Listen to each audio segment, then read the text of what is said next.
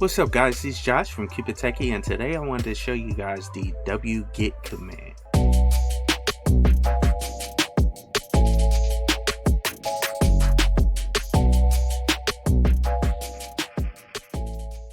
Now, as I stated in the intro of the video, I wanted to talk to you guys about the Linux wget command line tool.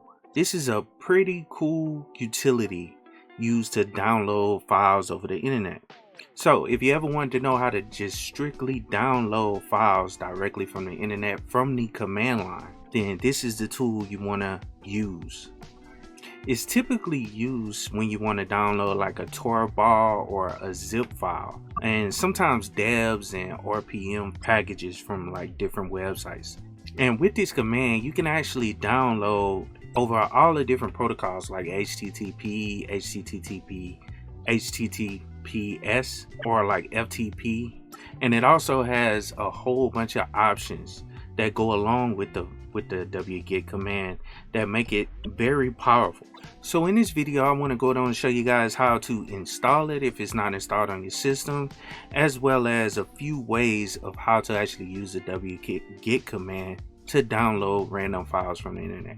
So let's get started. Okay, cool. So I have my terminal up, and I want to go on and start off by showing you guys how to install it in case it's not installed in your system. Most modern Linux distributions come with wget installed on the system, but in certain cases it may not be installed. I just want to show you right fast. It's simple. It's in all the distributions, so this is a utility that's been around for a while, so it's in all the different Linux distributions, so you can install it on any of them. So for example, if it's Debian or Ubuntu, sudo apt install, and then wget, that's the package name, so it's wget. And so it's the same on all the distributions. You can use the Yum package manager, or Pacman. They all, it's the same package name, because like I said, wget has been around for a long time. That's why it's included in most distributions nowadays. So now that we got that out the way, let's go on and show you guys how to actually use it. And I already found like a tar file on the web that I wanted to use as an example, and it's basically Sublime text editor that I'll be downloading. I'll be downloading the tar file for it. It's the latest version. So if you go to whatever website you're trying to download something from, you could right click on the actual link that actually downloads whatever you're trying to get and copy that link and then paste it into the terminal. So I'm gonna do that right now. I already have the website open, so I'm not gonna show it to you guys, but I'm gonna just copy the link. And the base way to actually run the command is simply wget. But before I do that, I totally forgot to do something. I always like to go to the man page, just so you guys can know that when you're using a application for the first time or a utility for the first time, you want to check out the man page. That way you can get a clear understanding of how to actually use the application. So let's read a little bit here. So wget, the non-interactive network downloader. So here's the synopsis, and here is the main way of running the command. So it's wget, then the options, and then the URL. And I wanted to read the description. It says GNU wget is a free utility for non-interactive download of files from the web. It supports HTTP, HTTPS, and FTP protocols, as well as retrieval from HTTP proxies. Wget is non-interactive, meaning that it works in the background while the user is not logged in. This allows you to start a retrieval and disconnect from the system, letting wget finish the work. By contrast, most of the web browsers require constant user's presence, which can be a great hindrance when transferring a lot of data. Wget can follow links to HTML, XHTML, and CSS pages to control local versions of remote websites, fully recreating the directory structure of the original site. This is sometimes referred to as recursive downloading, While doing that, Wget respects the robot exclusion standard. And basically, I'm not going to read the rest of that paragraph, but just to quickly so you guys can understand this, you can basically download a full website. You can copy all the HTML, all the CSS files, everything down to your local system, and you can view a website offline. So that's basically what that means. You could download everything to your local system. And that's another option I'll show you guys later on, is you basically cloning a website down. But the only thing is, you won't have like the SQL information, all that back end information. You won't have any of that. You'll just have the front end files that allows you to look at the website. And this is great. Like, let's say it's an article that you want to read later on, you can actually download the website or download it to your system and read that article later, or read it locally, on your system. So let's go to that next paragraph. It says Wget has been designed for robustness over slow and unstable network connections. And that's another option I'm gonna show you guys. You can actually set the max amount of download speed so it doesn't fail. Like, you can slow down the connection or the download speed. You can specify that in the command. So I'll show you that option as well, but I won't read too much more. Let's go on and just show you guys a couple examples right fast. But here are the basic startup options, or basic options right here. You have your version, help, background, and like I said, I'm gonna go through some of this stuff. You can create log files, you can do quiet mode, verbose, where it shows a lot more information, all that good stuff. But we're gonna go ahead and quit this right fast and go right to actually showing you guys how to actually use it. So let's clear right fast and show you guys the first way I want to show you guys how to run it. And I'm gonna download this specifically to my home directory, so it doesn't matter. I don't have to put a specified directory. So I'm gonna just type wget, and then I'm gonna paste that link in there. And that's what you want to do. As you can see, this is the download link off of sublinetext.com page, and it's actually referencing the tar file, the latest build of it. So if you're just trying to download an ISO or a tar file or whatever, you can use the command line to actually do it. So let me run it right fast and just show you, because it's not that big of a file, but I'm going to show you the output right fast just by running it, the regular way. So let's press enter, and let's just wait for this thing to finish. As you can see, it wasn't that big of a file. It's only like 13 megabytes. And I was able to download it at 2.19 megabytes per second, and I got it in 6.5 seconds. And it's cool that it gives you some output by default, because a lot of applications you have to specify to give me output. I want to be able to see output, directly from this command. And I didn't create any aliases for it. It's all the base level of the wget command, no options or anything. But if we start back up here at the top, it gives you a date and time stamp, and then it also references the file that you actually downloading. And then here's your certs, and then it says resolving download. It resolves it, and then connects, and then it sends the request, and then it waits for a response, and then it starts with the actual download. It says saving to your local directory, which that doesn't specify that, but it's basically whatever working directory you're in, that's where it'll save the file. And right now, like I said, I was in my home directory, so it saved it right to my home directory. And then it gives you the output as it's downloading it, and a percentage, which is cool. It filled in the bar, just letting you know how much longer you got left, as well as it was successfully saved. And if we run, let's say ls, and then let's grep it into, or let's run it into grep, pipe it into grep, and I want to look at subline, because I don't want to show you everything in my home directory right now. Press enter, and there you go. You'll see that it's downloading on my system, so good to go. And actually, let's get a little bit more information. So if we go LA, boom, there we go. So as you can see, it was downloaded and everything today. Well, actually, this is when it was created, so that's the latest version. It was created last year. in September, so it's 1 year old since they updated this actual package. So, but this is the most recent package, so I just wanted to show you guys how to actually download it using that. Now there are a few more options that I wanted to show you guys. Well, it's a couple more that I wanted to show you guys, and the first one I want to show you guys is actually the -O option, or capital O option.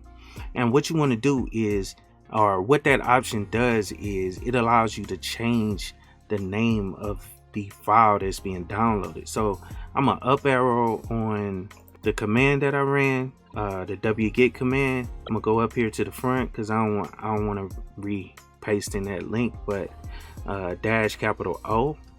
And then let's say we want to name it something else. Let's say we just want it to be sublime text .tor.bz2. So let's say we only want it to be, you know, that we want to shorten the name basically. Well, you can do that by using the -O option. So let's press enter on that, and that'll download it and actually save it as that file name that we gave it. As you can see, it's taking us through the whole thing process again, and it's downloading that file, and it changed it to that name. So now if we run that ls-la grep sublime, and actually let's put H in there so you guys can see the human readable version of the size, press enter. As you can see, we got both of them there. So the sublime text, the one that we renamed, and then the original download that we did is right here. So let's go on and clear this up right fast. But that was the first way I wanted to, or one of the first options I wanted to show you guys. Now let's roll right into the -P option. This allows you to specify a certain directory, and that's why I wanted to, you know, kind of show you guys in order of how most people would actually use this. So you, and then also you can use a lot of these options in tandem or together. So -P, and let's say we want to put it in my downloads directory. So let's go home, and then Josh, and then I have a downloads directory that I want to save it to. So just put a space in there, but that's where we want to download it. We want to download it to the downloads directory. So we press enter, that'll download it, and it'll download it to my actual downloads directory in my home directory. Cool. So let's go on in ls that directory as well. Let's put the directory that we want to, you know, ls, and actually let's just put downloads and press enter. As you can see, we got it in my downloads folder. As you can see, I ls, you know, the downloads directory, and I grep for sublime, and that's the one we downloaded right there. I'm gonna have and I'm gonna go crazy trying to find out all the different places I stored sublime text tor.bz2 on my system. I can quickly grep it and delete it, or find and delete it. But the next thing I want to do is show you guys how to actually limit the rate of the download. Now this is an option. Let's say you want to download something slowly, you know, over time. You don't want to raise too many eyebrows with your ISP if you're downloading something, or if you try not to go over your internet limit that you have set, then you might want to use this. That way the download over time is something you don't need right away. It may be like, let's say it's like 100 gigs of stuff you're trying to download from somewhere, and you want to download it slowly, or it could be multiple archives that you're trying to download, and I'll get to that option later. But you can download multiple, you know, links at one time, but I'll get to that later. But let's say it's a huge amount of data that you're trying to download, and you want to limit your speed. So I wanted to show you guys how to actually do that. So we're going to, let's see, back this out right fast. But the option for that is actually a longer one, so let's type it out though. But it's limit, and I'll tab it out so I don't have to type the whole thing in. But it's limit -rate equals, and then you want to specify that rate. So let's just do example of, so let's say 500 kilobytes. So all you got to do is type 500K, and it could be lowercase. You want it to be lowercase, and then press enter, and that'll limit the download speed. Now I'm not sure how long it's going to take. It probably won't take too long. Well, it'll download pretty quick, but anyway, it'll limit the speed that you download this actual file. And as you can see, it's adding a 1 to the end of it because I'm downloading it to my working directory. And as you can see right here too, I wanted to point this out, but you see that it's being limited, right, by it only using 500 kilobits per second. So that lets you know that actually works. And so you can specify whatever. You can put it on 100 kilobits per second. You know what I'm saying? It'll take its time and download. But yeah, another thing I was gonna say, it put the .1 on the end of it because it's already there within my home directory. So actually, let me just remove a couple of them right fast. Actually, I'm gonna remove them all. So subline, and then we'll put a star and press enter, and that'll remove all of my home directory. And then let's remove out of my downloads directory as well. And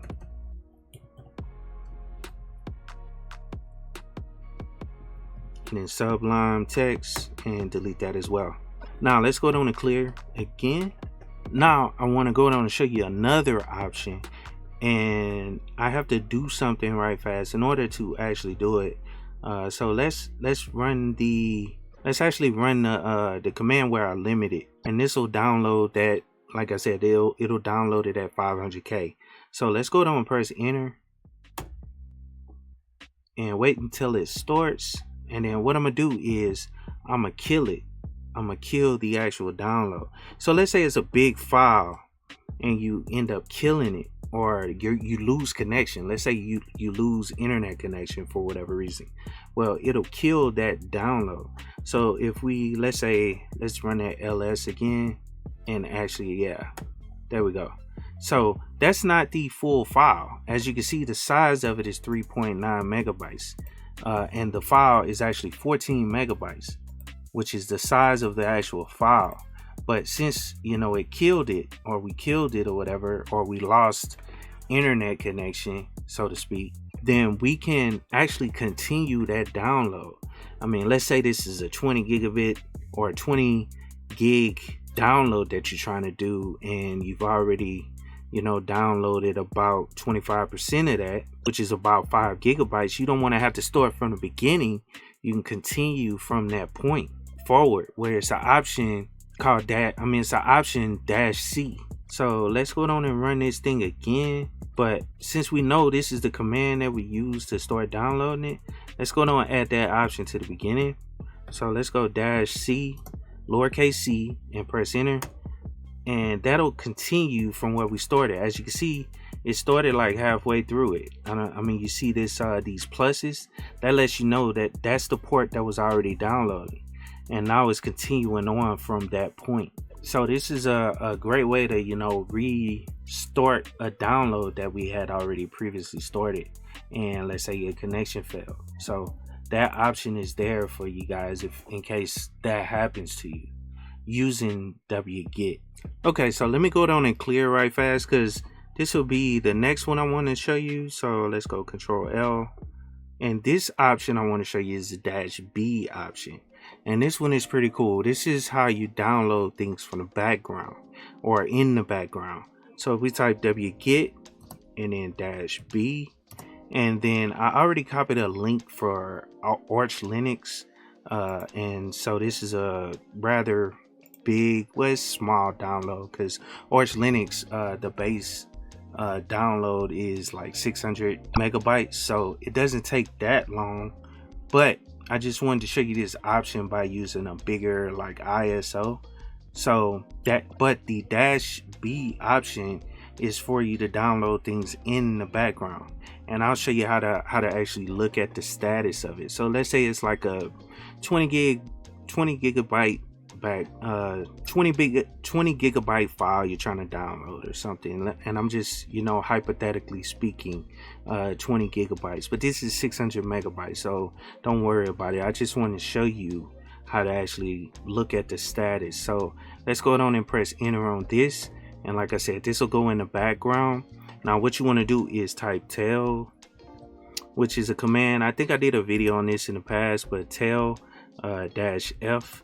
And then let's look at the wget log -log and press enter. As you can see, that gives you the status right there. And you can press C on it, but you can see the status is saving it as you go. You know what I'm saying? And you could just press Control C to stop it. So you can, you know, let's say you want to download it on a server or a remote server. You can start the download and come back like an hour later just to see where it is, and then disconnect from it, you know, by pressing Control C. That'll stop whatever you have running. But you know that wget is still running in the background, because if we run it again, tail -F and then wget -log, we press enter, and you'll see that it's still running in the background. It's still downloading in the background. So let's go down and kill that, and I'll just let that run in the background. It doesn't matter. It's not gonna, you know, affect the rest of the commands I want to show you guys. So let's press Control L. And like I said, I'll let that keep running in the background, but that's how you actually run something in the background using wget. Now the last thing I want to do is show you guys how to download multiple files from one command. So one thing you need to do is create a text file. So I'm gonna create a text file right fast. So let's go nano. I'm gonna create in my home directory. So nano, and let's say wget example.txt, and let's press enter on that. And all you have to do with the downloads file is you actually just copy and paste your two or more links into the file, and it'll go through them one at a time. And I'm gonna show you the option that actually works with this. So I'm gonna save this right fast. So I'm gonna hit Control X, yes, and then press enter, and that'll save it as that file name. And the option that you want to use is the -I option. So all you have to do is type wget. You can use it with all of your, you know, other options that you want to use, and then we want to specify that file name. And then let's say we want to limit it as well. We could type that in at the end of it. So we can go --limit rates, and then we can type 500K at the end of it and press enter. And this will go through and download it, and it'll also limit it to 500K on the download speed. And it shouldn't take too long, because I think the second file is just like a MD5 hash for Arch Linux, so it shouldn't take too long. It's just the subline text is probably a little longer, because and then plus I'm limiting it to 500K. So once that's done, it'll be like instantaneous for the second one. Cool, and we're done. It didn't even take a second, you know, it took a millisecond to actually download it. But you can see right here, it gives you a little bit more information. You know, it'll tell you at the end, you know, it finished. It'll give you the finish time, the total time for both of the files combined, you know, and it'll tell you downloaded 2 files, you know, 13 megabytes in 27 seconds. And that's pretty much it, how you do it. Okay, so the last thing I wanted to show you guys was how to actually clone a website, or you can actually pull all the files down. You can pull down the images, you can pull down, you know, the HTML, the CSS file, JavaScript, you know, all that good stuff by using the -M option. Now let me go down and do it. I'm gonna just run it against archlinux.com or org, I'm sorry. So, and I'm not gonna run the full thing because it'll download the full site and everything on the site. So I'm gonna just run it for a couple minutes, and then I'll bring up my browser and actually open up the files that it downloads. Now it won't look, you know, real good, because with me not downloading the full site, you know, you won't be able to see it exactly the way it is on the website. But I'll open it up locally so you guys can see what it actually downloads. So I'm gonna just download a little bit, like I said. Let's just let it go a little bit longer, just so you guys can see. So let's go down and press Control C, and that'll kill it. But let me actually open up. I'll be right back with the website up. Okay, cool. So yeah, this is archlinux.org. or whatever. So as you can see, you know, that's the main website, their main website and everything. So I'm gonna open up the actual directory that it downloaded on my system using Wget. I'm gonna open it up in the same browser. So let's just run open, let's see, open with Brave. And what I'm looking for is the index.html file, which is what I'm gonna use to open up the site, just so you can see what it actually looks like when it downloads. So this is basically an example of the site being downloaded. So a lot of the files did download, some of them like HTML files, but not, you know, not that many, not all of them. You know what I'm saying? As you can see, it doesn't look the same. So a lot of the images are messed up, but you can actually download a lot of the text. That's one good thing about it, is just really getting the text, which is, you know, one of the benefits for me when I've looked at it in the past. And as you can see, this is the directory on my home directory. Well, in my home directory, so home, Josh, www.orchlinux.org, and then the index.html. I just opened that file up, which was, you know, ported at downloads folder. And actually, we may be able to see the full directory if I back that out, press enter. Yeah, you can see it downloaded most of the directory of the actual website. And actually, it would have had a long way to go, to be honest. I think it you know, it'll go all these folders deep into the actual structure of the website, so you can actually open it up. But that's pretty much all I want to show you guys today. I hope you guys got something out of it. Check out the wget command. You know, is there to handle downloading, you know, different archives from the web, as well as, you know, cloning websites, just to kind of play around with it. And also another thing about this, you know what I'm saying, this has the, you know, the full HTML. You can look at the HTML, you can open up the HTML in like Bluefish or whatever text editor you want to look at. You can open it up and actually see the HTML that was written to build the website. So it's pretty cool to check that out, you know what I'm saying, especially if you're trying to get into web development. Let's say you want to clone a website down just to see how to actually accomplish something, then you can use Wget to actually accomplish that, so you can see the text. But like I said, I hope you guys enjoyed the video. Please like, share, and subscribe to the channel.